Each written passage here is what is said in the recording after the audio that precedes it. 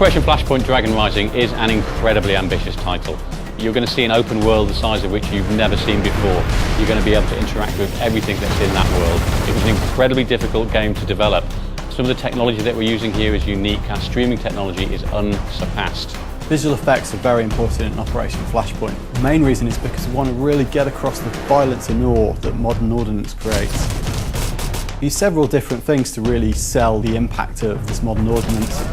The main one is our particle effects, and we have a custom written tool that lets us rapidly iterate and create many effects. We've got around 200 in the game at the moment. Some of these effects might be a burning tank, huge explosion caused by off-board support, artillery for example. We've also got lots of different impact effects with bullets striking all sorts of different surfaces.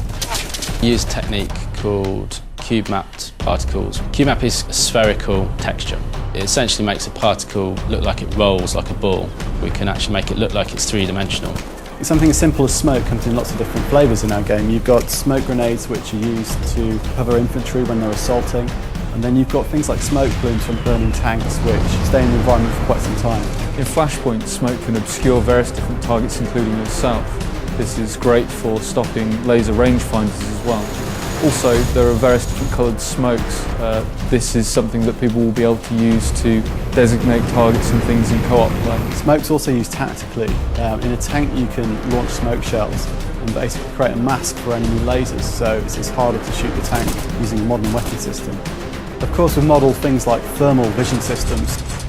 Certain vehicles have thermal scopes, so you can actually see through smoke and see heat signatures of vehicles and enemy the other side. As well as time of day varying as you play, weather can be dynamically changing as you're playing a mission, so you'll have fog rolling in and affecting your view distance, maybe requiring you to switch to thermal vision whilst you're playing a mission, and it can fundamentally change the approach you're going to take to attack an enemy.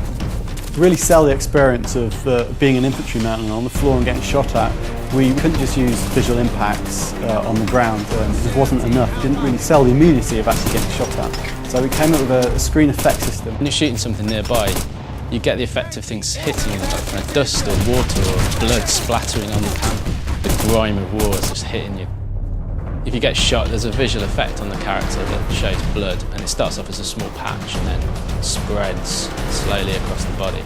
I think one of the strongest parts of the game, indeed one of the strongest characters in the game, is the island itself. The environment, the lighting, the time of day, the foliage, the whole thing. It's a massive area, and it's a size that you've never seen before on a console. You can strip the scene down to a basic surface and light that surface on its own, and that's quite straightforward.